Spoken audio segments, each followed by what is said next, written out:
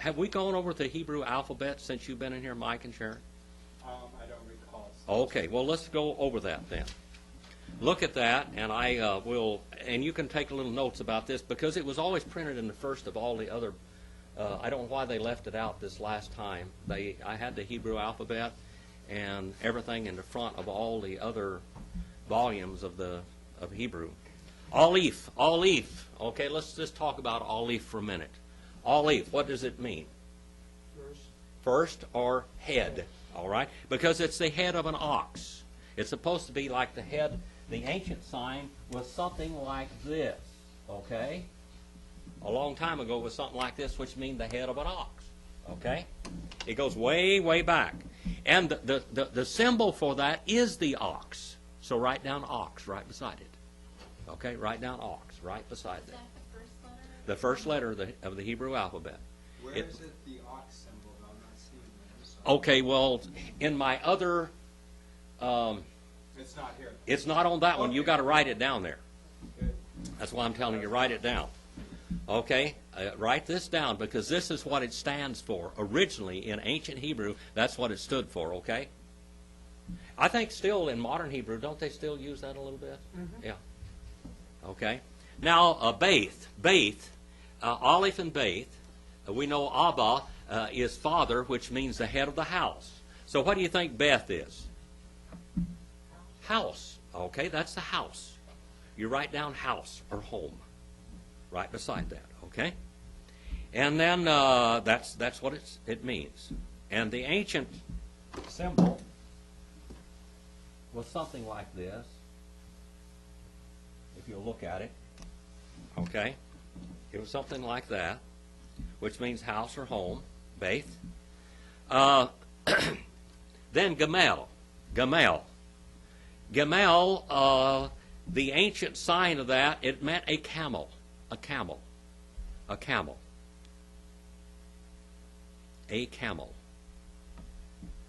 And Daleth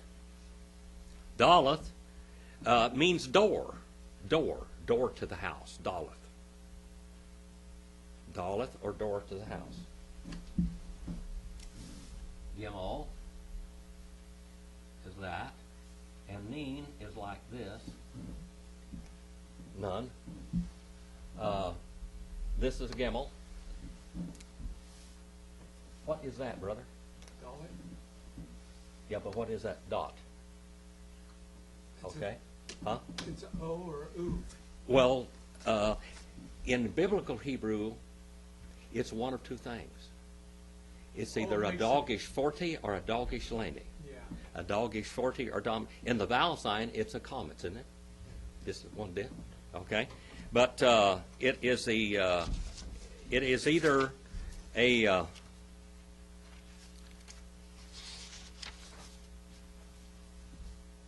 dogish laney, which means it's hard. Gah. All right. And then when you double it, it's a dogish forty. You fortified or double it. Boy, allergies. I think that ink is bothering me, too. Okay. Now we got down to Gamel, and then we got Hey. What do you think that might look like? Hey. That looks like a window, doesn't it? A window. Hey is a window. All right? And then we have Wa, or Va, in modern Hebrew, Wa or Va, okay, whichever way you want to say it. Wa or Va, that is a reaping hook, like a scythe. Okay, like a scythe. Reaping hook or a scythe. And then we have a Zion.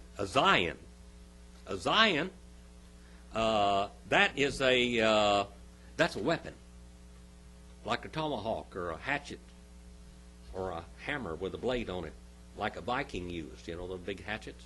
Okay, that's a weapon. And then we have Keth, or Cheth, and that is a fence. That's a fence. And then we have Teth. This is the way I always make it. It looks like a what? A snake. Nahash. A snake. That was a snake. All right. That is a teth. All right. And then we have yod. Yod is the sign of a hand. A hand. Yod is a hand. All right. Yod is a hand, just like that. Yod. If you took ink and put it on the back of your hand and went like this, what would you have? A yod, the sign of a yod. Okay? And then we have the word cough. Cough. Cough. Put your hand like this. Cough. Open hand. Open hand. Cough. Cough. All right? And then lamet. Lamet. What does lamet might look like? What might lamet look like? A whip. A whip. A whip. And then we have the word mem. Mem. Mem is waters. Waters. Waters. And then we have nun. Nun is a fish. A fish.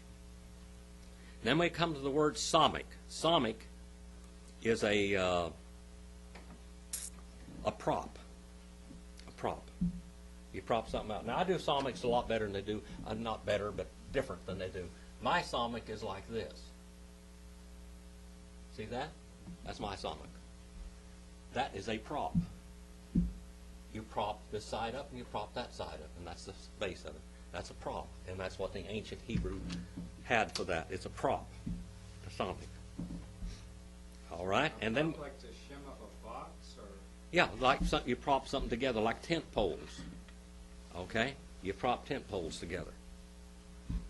Okay, and then we have the word ayin. Ayin, you put an ayin up here. Now this is the way I make my ayins, like this. Okay, and they got little eyeballs on them. See there, little eyeballs. That's ayin. That means eyes. Okay, little eyeballs. Eyeballs. Okay? Ayin. And then pay. Pay. Pay looks just like a cough, except it's a little deeper. Here's pay. And pay has a tongue in it. It has a tongue. See that? That's a mouth with a tongue. Like that. That's what it means in Hebrew. Is that what it means in modern Hebrew too? Mm-hmm. Is that what it means in modern Hebrew too? Yes. Yeah, okay. And then we have the word sadhe. Sadhe is a fish hook. There's a final and there's two sadhes. All right. One like that, and then one like this. Okay. Like that. That's the final. Sadhe and the final. Sadhe. Sadhe, that's a fish hook. Okay? And then kof. Kof. Kof is like a line with the back of the head on it. It's like the front of the face, and that's the back of the head, kof. All right? And then resh. Resh. Resh is the head. The head. And then sin and shin. And the modern Hebrews say sin, shin. They say shin, sin. Yeah. Modern Hebrew is sin, shin. And anyway, it's sin and shin. And you have on this pitchfork-looking thing, you have a dot over it that says sin or shin. Sin and shin. Okay? Sin and shin. Sin and shin. It's either a S sound or a SH sound. Okay? And that's tooth. That means tooth. Tooth with long roots. Okay? Tooth with long roots. And then, of course, we have towel. Towel. Towel. Now, my towels, when you see them, they're always going to be like this. They're going to have kind of a hump on it like that, like a saddle, and with a foot on the front of it, so you can tell my towels from a chest or a hat. I try to make them look a little different because Hebrew writing and printing is horrible in books. You can't tell one from the other. And then your final cough and pay is just like this.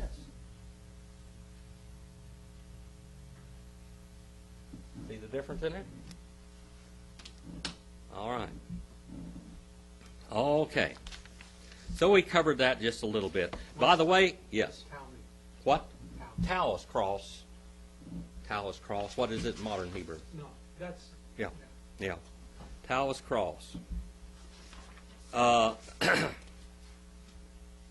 Now, in your pronunciations of Hebrew, you have stops and you have fricatives and you have gutturals and donatals. Let's see what all here we got. Try to find it. These don't really mean anything because the way you're learning Hebrew in my class is you just learn it by doing it. That's what we call learning Hebrew by induction. And you learn to say it, and you learn to see what those... I'm not making you memorize every vowel or anything, but I want you to see the vowel, what they sound like. That's the most important. When you see it, you're going to be able to sound it out. Biblical Hebrew was not written with vowels at all. It was like the biblical Greek, the old biblical Greek uncials, without it at all. Okay, the gutturals and the dentals and all of this. All right, I thought I'd bring it. If you want to get this book, it's called The Essentials of Biblical Hebrew by Kyle M. Yates. That's how I said it. And I also have a Gesenius, but they will change. Like I said, call and call are the same thing. K-A-L and Q-A-L are the same. Same Hebrew stem. All right, did that help? Do you have any questions? Did that help you a little bit? You know what a doggish 40 and a doggish laney is. All right? And you know that they have vowels and all this. All the little vowels is how you pronounce the consonants. Yes, Brother Mike? Is the Old Hebrew the biblical Hebrew? Yes. And before the New Testament, the Old Testament biblical Hebrew. Okay?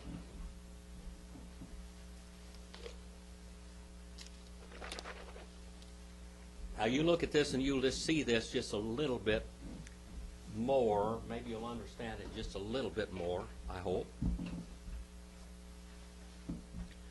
And 46 and verse 3. 46 and verse 3. I hope you're enjoying the stories in the book of Genesis. Wyomer. Do you see that sound, Wyomer? What is the root of this? Look right down there in your text and you tell me what the root of this is.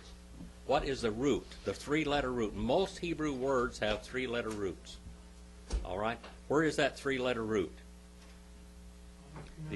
Amer. Amer. The three-letter root is like this. All right? And you'll see it down below there. That's the root of that word. Three-letter root. Okay? Most Hebrew words have three-letter roots. Stems. What we call stems. And on page 55 means what? Has 55 down there and 65. 55 is Brown, Driver, and Briggs. 65 is Kohler and Baumgartner. Kohler and Baumgartner cost how much money? 200 and... Yeah. Way over there. Okay, you can buy Brown, Driver, and Briggs pretty cheap. The Kohler and Baumgartner is 2 volumes. All right? Wyomer, Anohi,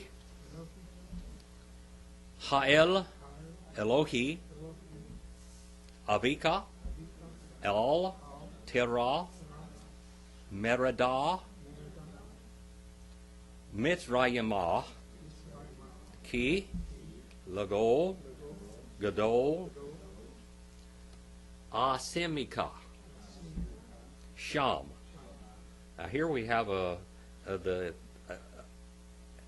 sin and a shin in there, or 2 different words one following the other.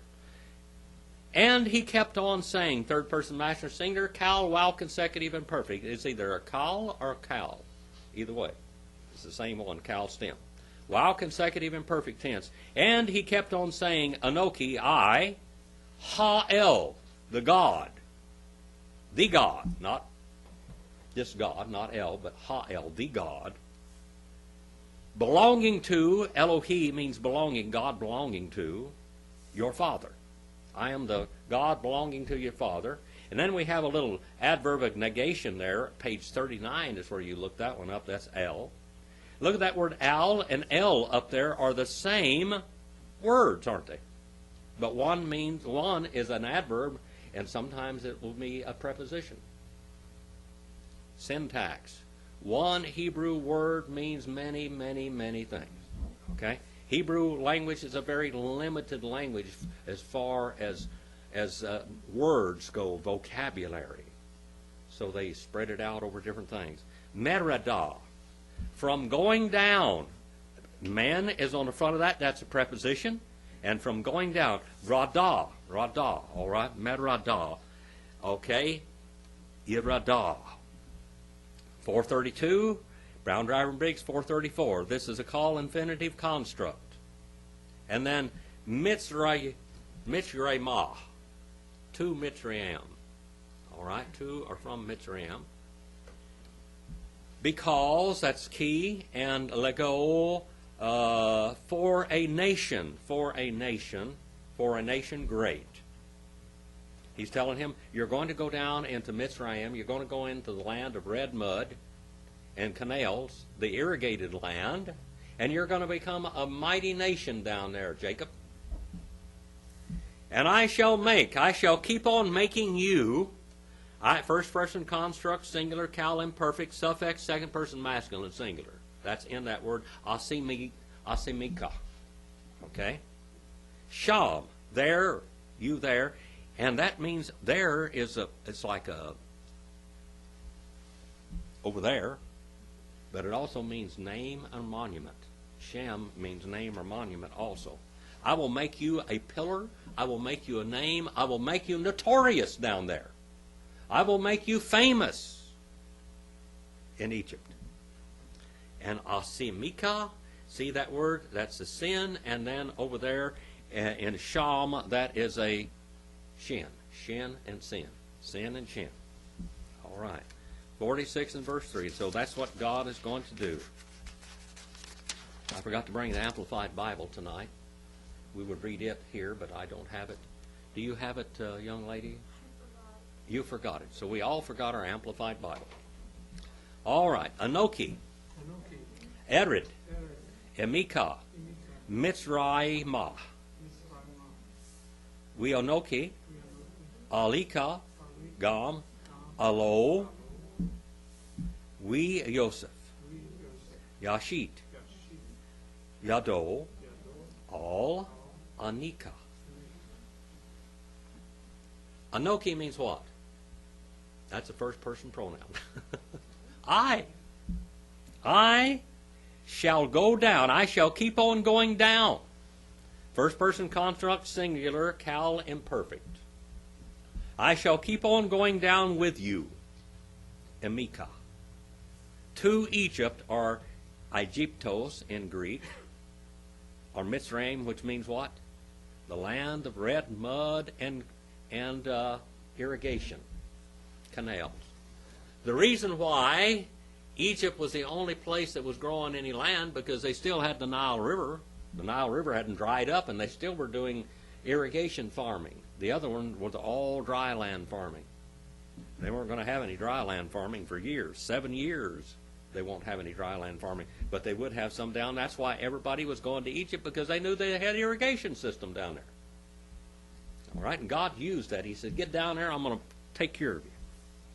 Mizraim. Mizraim is the Greek word there. Did you see that? It is written down there, isn't it? Down below that in Greek. Egyptos, that's the Greek equivalent. But if you take it right over from the Hebrew language, what you call a transliteration, it's Mizraim. Mizraim. All right? Page 501 in Gesenius, if you want to look that one up. Or page 510 in Davidson's Greek grammar. Or Hebrew lexicon, that is. So we have Gesenius and we have Davidson there. I didn't leave them out either. We know key, it says, and I shall keep on bringing you up. Alika. First person construct, singular, hifel, imperfect. I shall keep on bringing you up for myself. Suffix, seventh person, masculine, singular. 748 and 828 are the page numbers. And that word, look at that root of that word. See there? Allah, Allah, Allah, Aleph, I mean, not Aleph, but Ayin, Lamet, and He. Gam is also going up. Kal infinitive absolute. Alo. We Joseph. Half of that was English and half of it was Hebrew. We Joseph.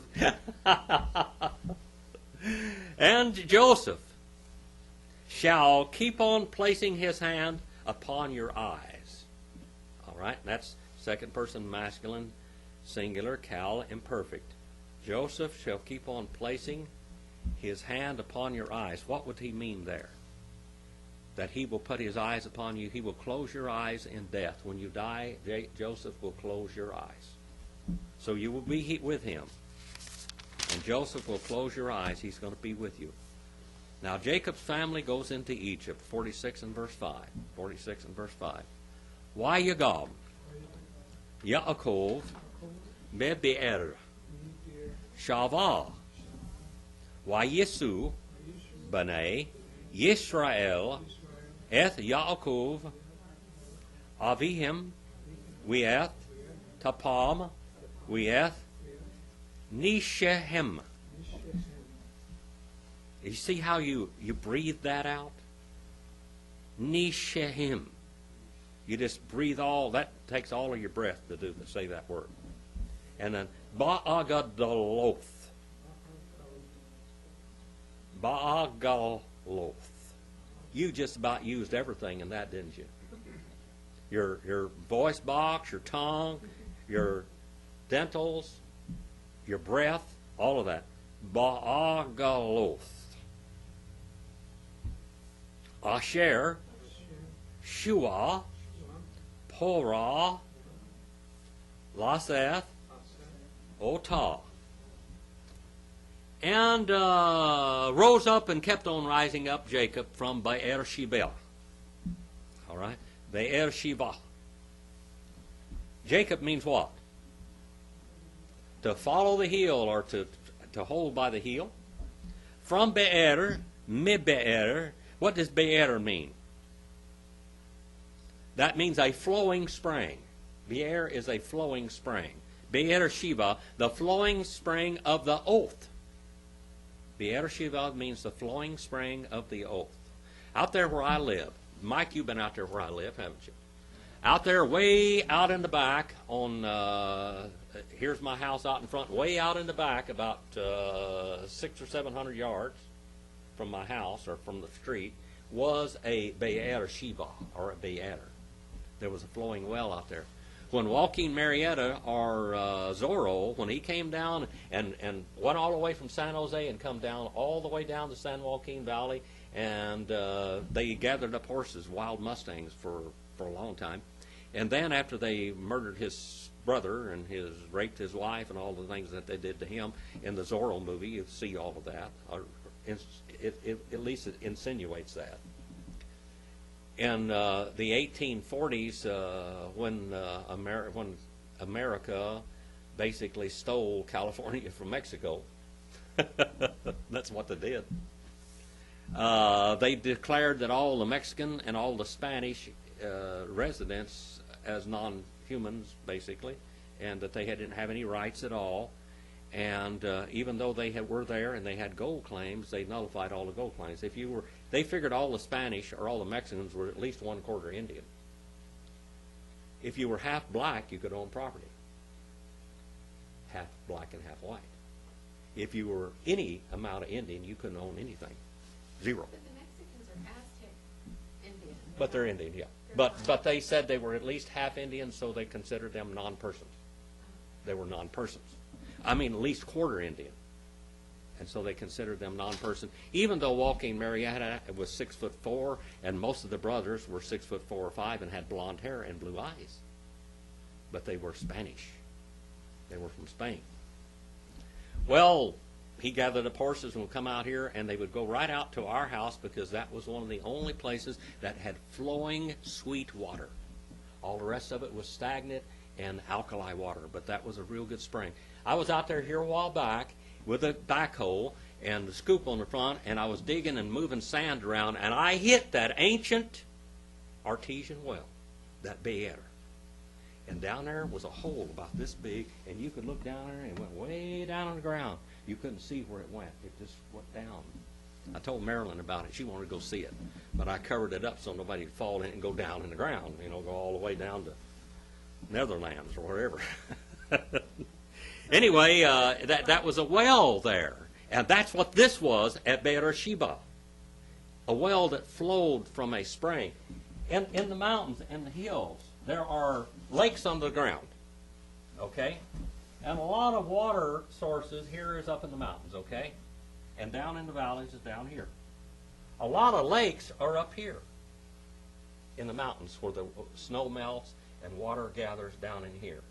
And they have little fissures running off of that, and it may come up in a spring right here, flowing. And that's what Beersheba was. Beersheba. That's what it was. A flowing well. So you used to have all of those on your property? Yes. And it doesn't bring forth It any is, well, when my father-in-law bought that place in 1921, he said you could dig a 2-foot post hole and it would be a water well. But since they have pumps, and by the way, that's before they built the dam in 1954, I think it was, up at Isabella. I think it was 1954. I lived here many years before that where we still had floods and everything else, but when they built the dam up there, the water used to run down Chester Avenue a long time ago. Chester Avenue was a river bed. Now it goes over here. That was a diversion. If they have a flood, it's still going to go down Chester Avenue. Oildale was part of a swampland, and out there where I lived on a place between two lakes, Buena Vista and Kern Lake. And Caliani Creek went down and went through Lamont and Arvin and came down and went into Kern Lake. And the river, Kern River, went out into Buena Vista Lake. You can still go out there at River Run and all that kind of stuff because that's where the river used to run. That's why they call it River Run. All right, well, we're talking about flowing wells. That's what you got out of that. So maybe you'll remember what Be'er means, okay? Be'er. They have beer feast also, don't they? Beer flows at a beer feast. All right, Beersheba, the well of the oath. And carried, and kept on carrying the sons of Israel, Jacob.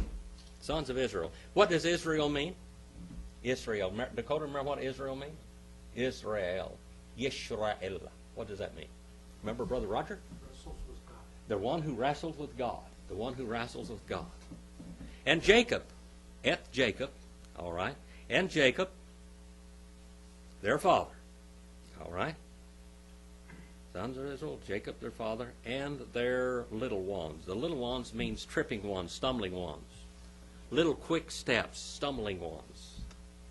Little stumbling ones. Have you ever seen a little baby lamb when it gets up, or a horse or a cow or something? They stumble around. Well, little kids stumble around a lot longer than they do. And that's what it's talking about. How long did your little kids stumble around there, Pam? She was less than a year old. Okay, and Dakota was running and stumbling before she was a year old. Her little feet going like that. Little tripping, stumbling ones. That's what it means to take quick steps. Page 381. And then we have we'eth, and the only thing we translate with we'eth, eth is the sign of direct object. And in front of that is a conjunction, which is with. And then we have nashim, and the wives, the women. The wives or the women. In wagons, ba'agadaloth. That's that word you used everything in your mouth and throat and your lungs to say. In wagons. In is a preposition on the front of it. That preposition, beh, and then agadaloth. In wagons. Asher, which, particle of relation, he had sent. Third person masculine singular, Cal, perfect. Payroll. What does Pharaoh mean? Huh? Sharon? The man that lived in the big house. Okay? To carry. Call infinitive construct. Nisha. Look at that word, nisha. Laseth is here, is to carry. See that preposition on the front of that? Lameth. All right. And then nisha, to carry him, otah. 46 and verse 6 now.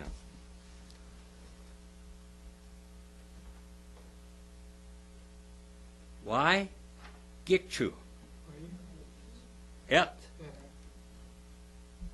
Mignehem. Wiet. Mikusham. Asher. Rikushu. Be'eretz. Kenan. Wayovo. Mitzrayimah. Yaakov. We call Zaro. That's almost like zero, Zorro, isn't it? All right, Ito. And they kept on taking their cattle and their portable property. Portable property, that's what that word is there. That means portable property. Which they had acquired and collected and accumulated. Third person, corporal plural, cow perfect. Rikosh is the word, rikosh. All of they had collected in land of Canaan. Canaan means what? Gotten or possession. Thank you, Pam. And they kept on coming unto, third person masculine plural, cow, wow, consecutive or perfect, into Mitzrayim or Egyptos, Jacob, and all of his progeny with him. That word zerah there, it literally means all of his sperm. All of his seed, all his sperm, all of the projects of his sperm over all those years. The seed, literally, that's what it means. Zerah means seed or sperm. 46 and verse 7.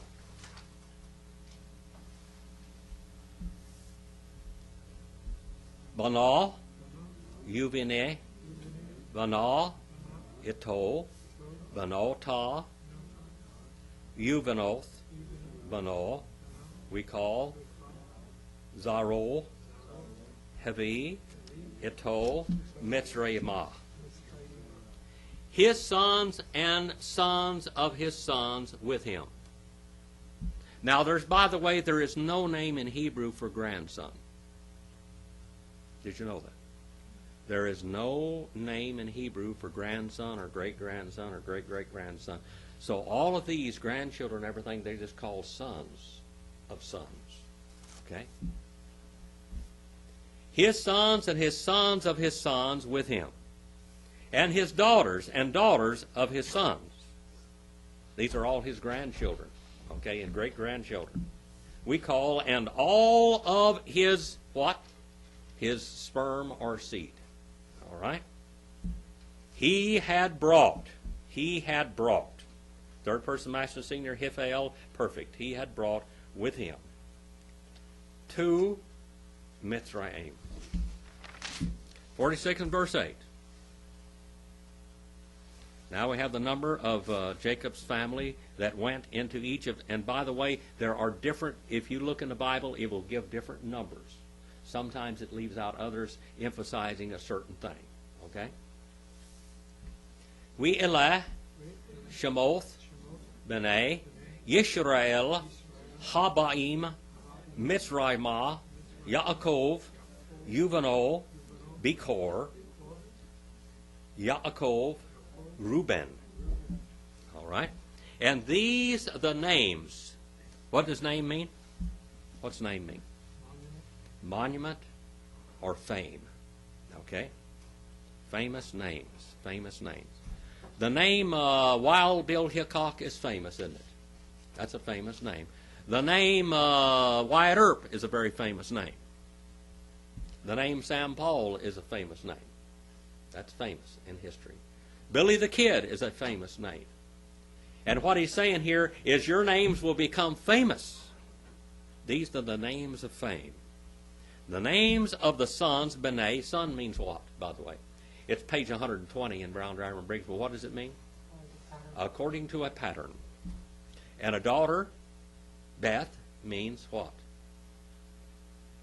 According to a pattern. All right. Of Israel. The ones coming, masculine and plural cow participle. The ones coming to Mitzrayim or Egypt, the land of red mud, Jacob, and his sons, and firstborn. Bekor. What does that mean? Bekor mean. What does Bekor? Voker or Bekor. Plow the earth. That means to plow the earth. But the first child also breaks forth from the womb, doesn't it? It's the first one to break forth from the womb. The firstborn. The first one to break forth from the womb.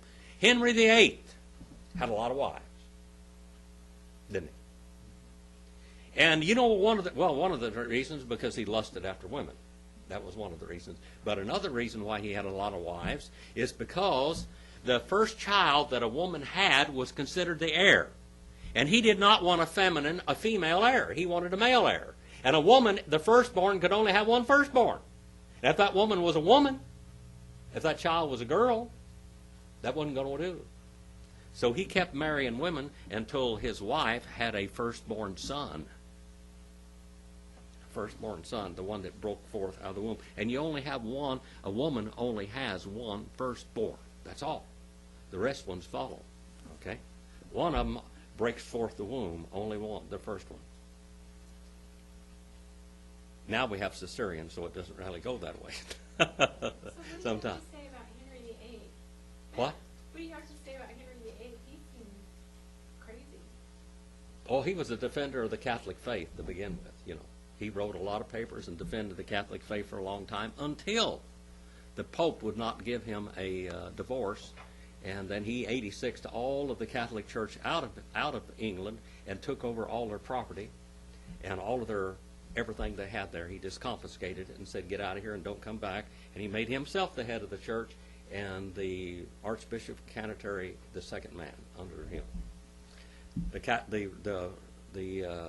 Church of England was started so Henry VIII could have a wife. That's all. All right. That's it. All right.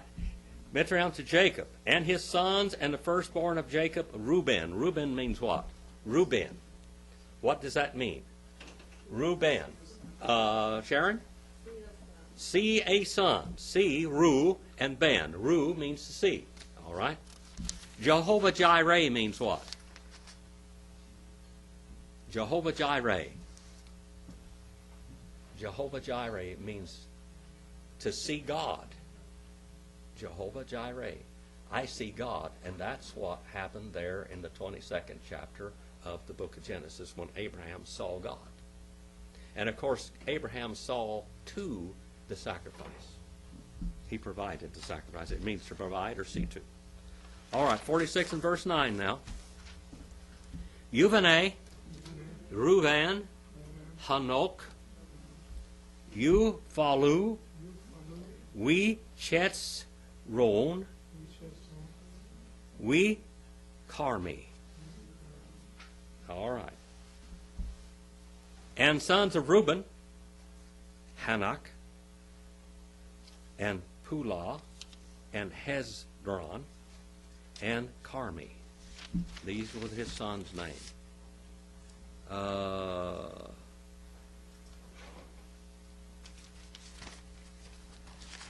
look something up here real quick.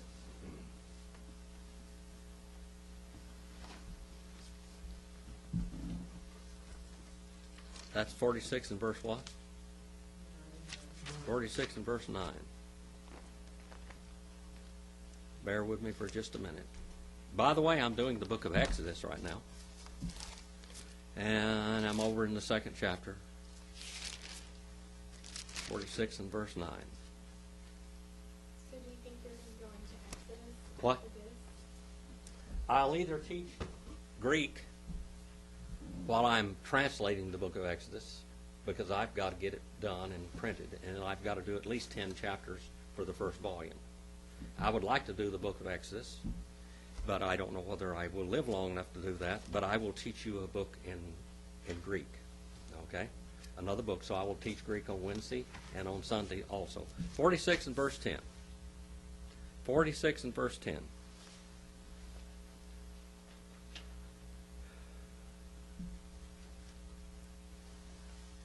Now, why didn't I translate that?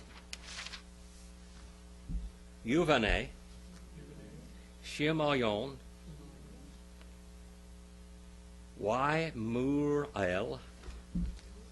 Yamurel, and a Wayemon, and we Ahad, we Yakon, we Zoar, we Shemuel, that is, we Shuel, and Ben Hakana'aneth, the Canaanites. All right? And sons of Simeon. Simeon means what?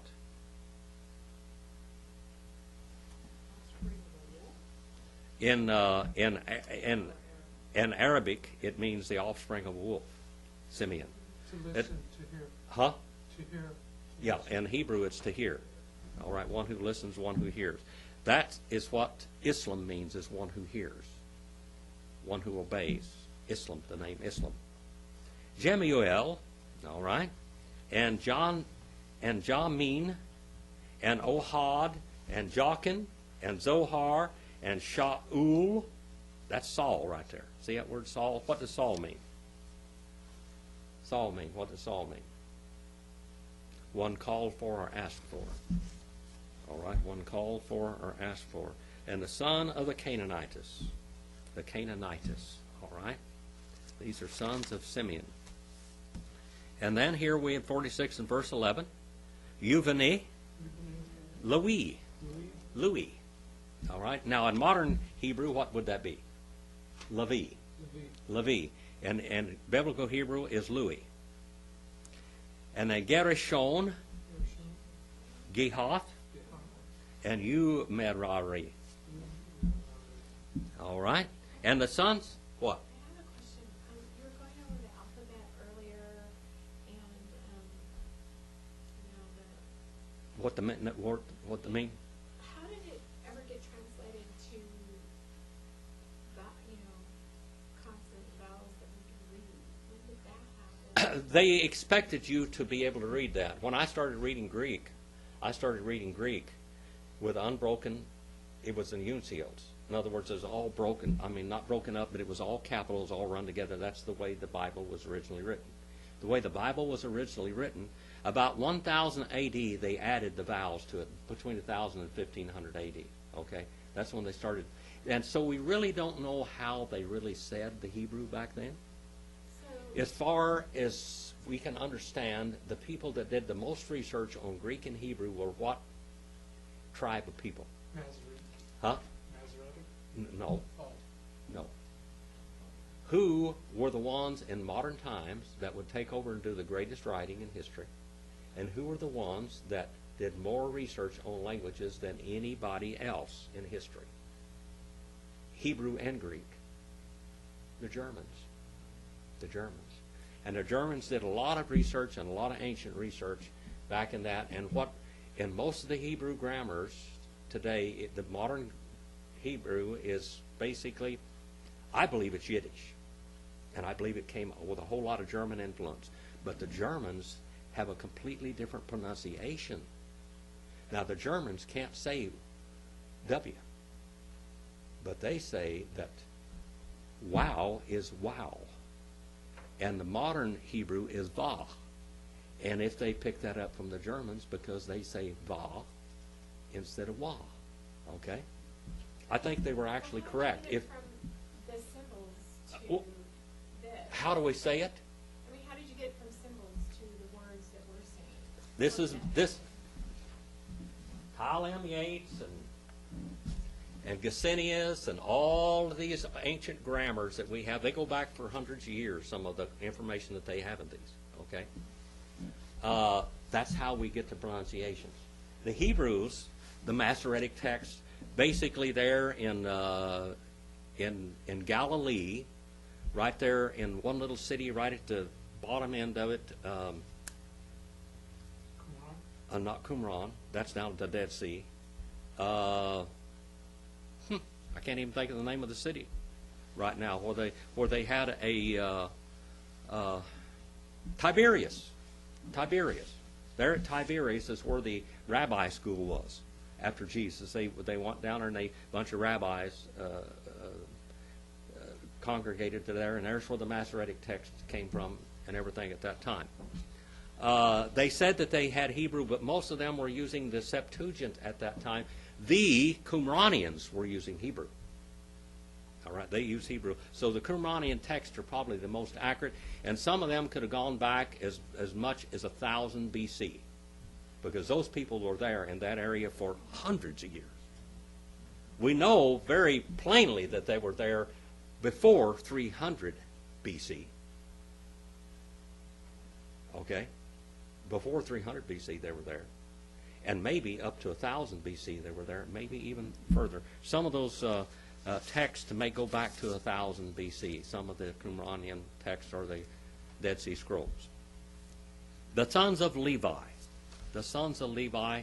Gershon.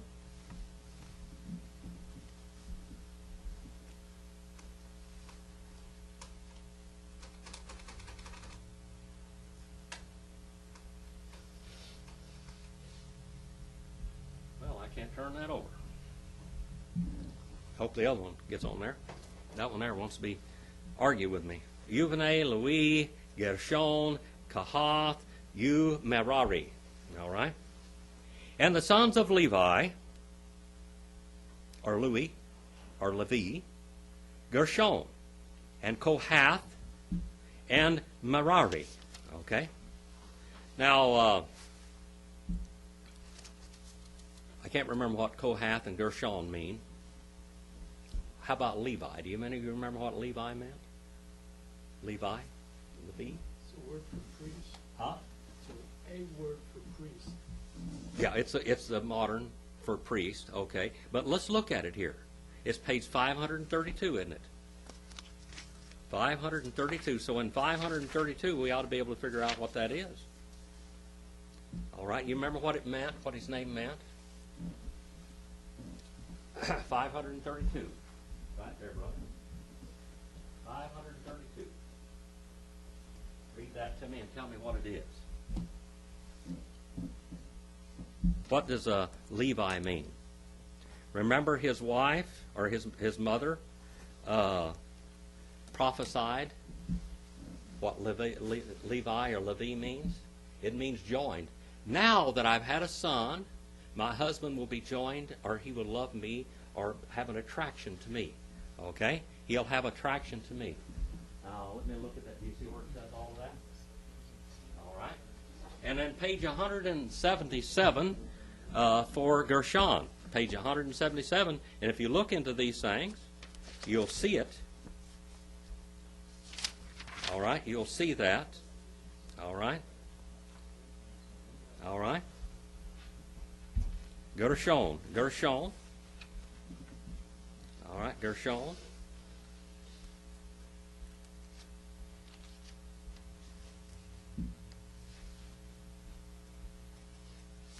Means massive and large. It also means rain or shower, or because of the rains. Goshen. Goshen was a land that it rained a lot in. They had lots of water in Gershon, okay? Gershon. And then Kohath, 875.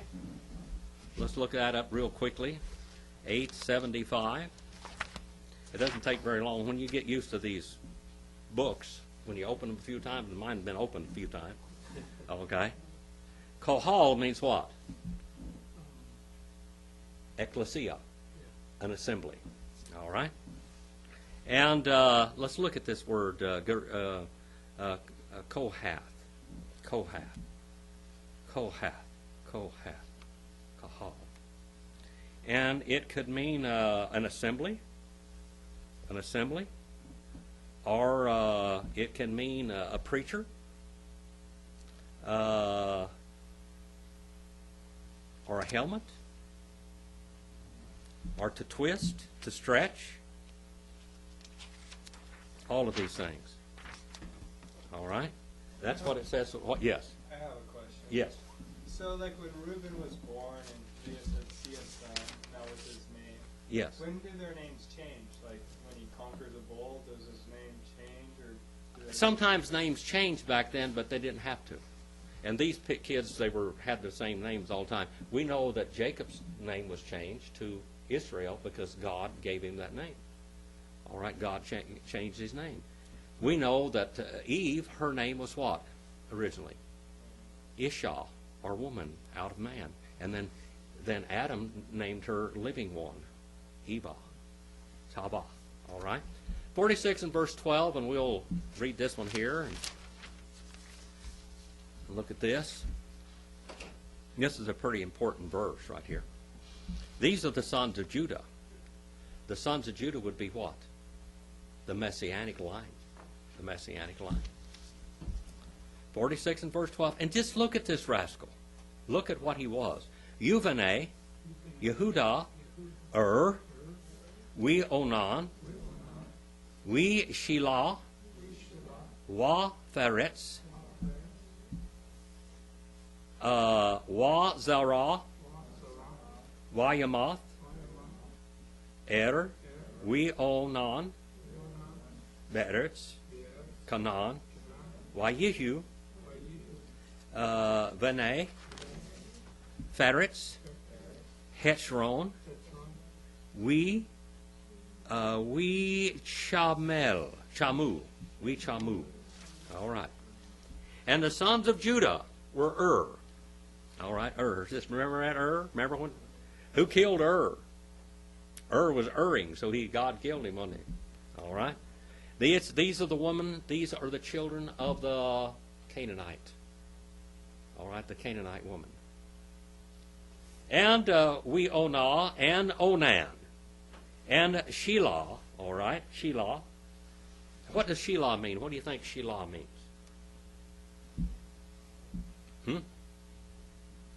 Shelah.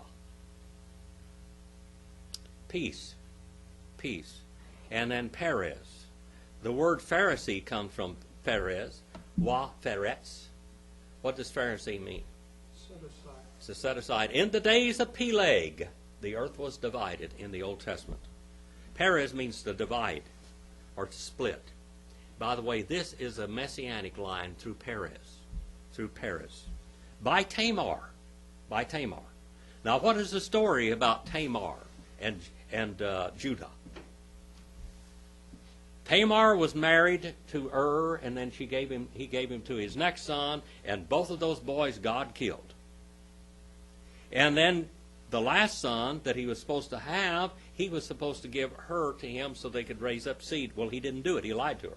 He told her, go to your daddy's house and stay there until I call for you, and then we'll raise up seed for your first husband. All right? He didn't do it. So then she acted like a prostitute because she knew that Judah was a rascal. And he liked women, and his wife had just died, and he goes out there and he's going to go sheep shearing and going to go over there into this city where there's a lot of promiscuity.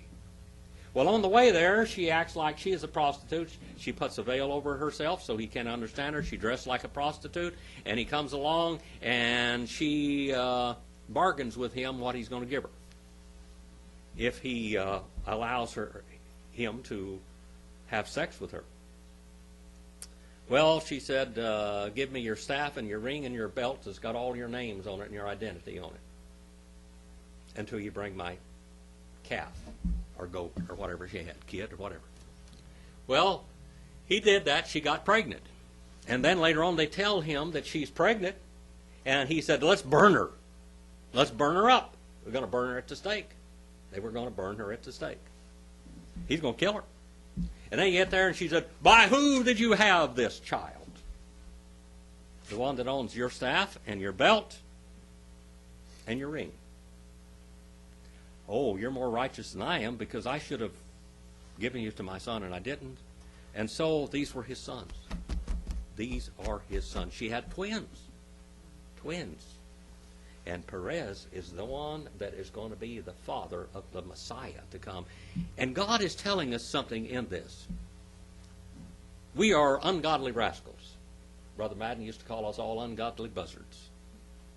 Vultures. That's what we are. And, but God can use even a rat like me to preach God's word. And he used Perez to bring forth the Messiah. And who were two women in this line? One of them was a prostitute, wasn't she? Who was she? Rahab. There at Jericho. And who was the other one? Ruth the Moabitess. Moab means water from the father. That incestuous line that was started by Lot and his daughter, which was Moab. The Moabites. That incestuous line. So what is God telling us? God can save anybody if they will. And God can use anyone if they'll be used. Perez and Hezron and Hamul. Hamul. All right. We'll start at the son named Job next week. All right. So we went from where tonight? 46 and verse 3. 46, 3 through 13. So we did 10 verses, not 12 or 9 verses tonight anyway. We got through a little bit of it. And we studied a little Hebrew grammar while you're at it so you wouldn't be so lost. The reason why I went back there is because I see some of you struggling with it quite a little bit, so that's why we went into that somewhat. All right, we will try to read it as we go. All right? You have any questions before I turn you loose on the world and go out and do something eternal? What? Judah. Judah means praise Jehovah. Praise Jehovah. Praise Jehovah. Praise Jehovah. All right. Any questions? Dakota, you want to come up here and lead us in prayer? Dismiss us in prayer tonight? No? All right. How about you, Brother Roger? Would you do that for us? Now, I want you to realize, Chris, that I stood up here and sweated all this time so you wouldn't be cold tonight. I was thinking about you. Father, thank you for allowing us to assemble once again and hear your word. Guide us and direct us as we listen so that we come to a new understanding. Guide us and direct us as we use your word to go out and speak to other people and share your love. Thank you for all you've done for us. Please be with us as we leave this place and go our own way. In your name I pray. Amen. Amen. Thank you, brother. We'll start here next week. See how far we can get. I'm going to continue teaching or writing the book of Exodus. Pray that my hands will hold out in writing, because the last time I was doing the book of Genesis, my hand swelled up with carpal tunnel. I had to go. They swelled up so much I couldn't even close my hand, and I started writing left-handed. And then I went to the poisoning and all of that. I don't think the devil wants me to do this, but I'm sure the Lord is using it anyway. All right. Go out and do something eternal.